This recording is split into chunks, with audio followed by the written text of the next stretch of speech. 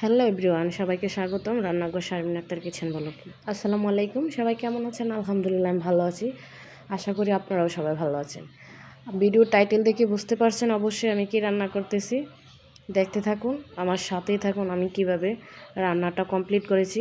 অবশ্যই আপনাদের কাছে উপকার আসবে। যারা নতুন রান্না করতে পারেন না, অবশ্যই তারা দেখলে উপকৃত হবেন। যদি আমার ভিডিওটি ভালো লাগে দেখে অবশ্যই একটা লাইক কমেন্ট শেয়ার করে দিবেন। বিশেষ করে যারা বাহিরে থাকেন ওরা অনেক সময় রান্না করতে পারে না ছেলেরা, তাই আরও বিশেষ করে আমার ভিডিওটা বানানো। আপনারা দেখেন আমি কিভাবে রান্না করেছি। আমি মাছগুলো আগে ভাজি করে নিয়েছি, সাথে দিয়েছিলাম পেঁয়াজ, তারপরে একটা রসুন।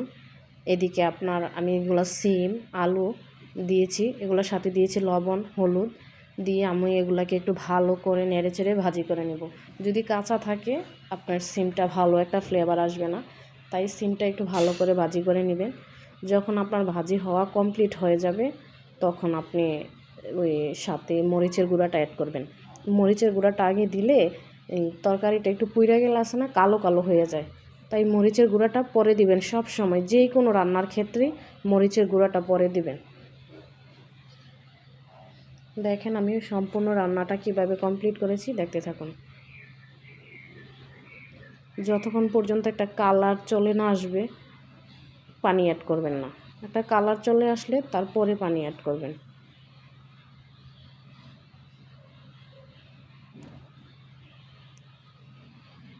আর বিশেষ করে এই সিমটা আমার খুব পছন্দ। আমি এতক্ষণে মরিচের গুঁড়া দিয়েছি, দেখেন যখন আমার সিমগুলো ভাজি হয়েছে তারপরে।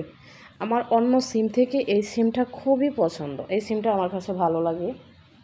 এটা কার দেশে কি ভাষায় এই সিমটা বলে, নাম কি আমাকে একটু কমেন্ট করে প্লিজ জানাবেন ভিডিওতে। আমার যেমন একটু ভাজি হয়ে গেছে লাল লাল, আমি সাথে অ্যাড করেছি টমেটো।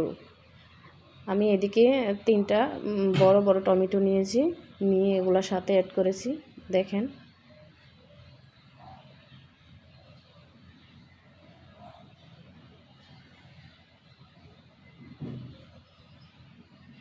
আমি আবার ঢাকনা আলগি দিয়ে দেখেন নাড়াচাড়া দিয়ে দেখতেছি কেমন হয়েছে।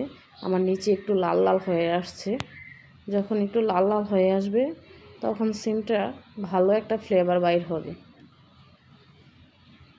আমি একটু দেখাইতে মনে নাই আপনাদেরকে, আমি সাথে একটু জিরার গুঁড়ি দিয়েছিলাম, হালকা, বেশি না। আমি একটা মাছের কল্লা তো বড়, এই কারণে মাছের কল্লাটার মধ্যে একটু মশলা ঢোকার জন্য দিয়েছিলাম। এই দেখেন আমি ওই পাশে চুলার মধ্যে পানি রেখেছিলাম, ওই গরম পানিটা আমি দিয়ে দিয়েছি।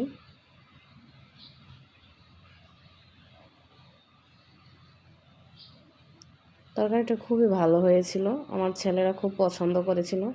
আলুগুলা ছিল নতুন আলু।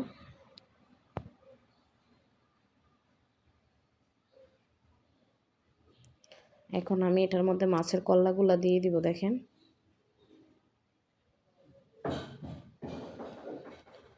আমি এই কড়াইয়ের মধ্যে রান্না শেষ করে একটা পাত্রের মধ্যে ঢেলে নিব। আমি কোনো সময় কড়াইয়ের মধ্যে রান্না করে রাখি না, আমি এটা আরেকটা পাত্রে ঢেলে নিই, কারণ পরে মাছ উল্টায় না, মাছ লাইগা যায়, তাই আমি একটা অন্য পাত্রে ঢেলে নিব।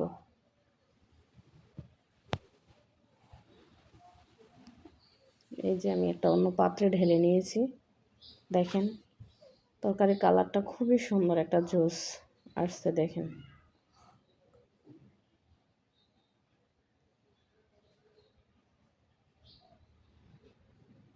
আমার একটা বলক আসলে আমি ঢাকনা দিয়ে ঢেকে রাখবো। একটা বলক আসলে আমি ধনিয়া পাতা অ্যাড করব।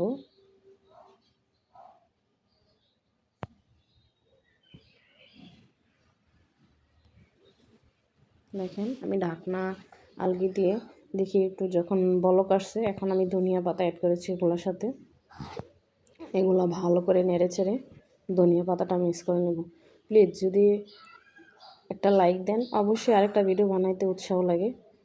সবাই ভিডিওটা দেখবেন আর চ্যানেলটা সাবস্ক্রাইব করে দেবেন। আল্লাহ হাফেজ।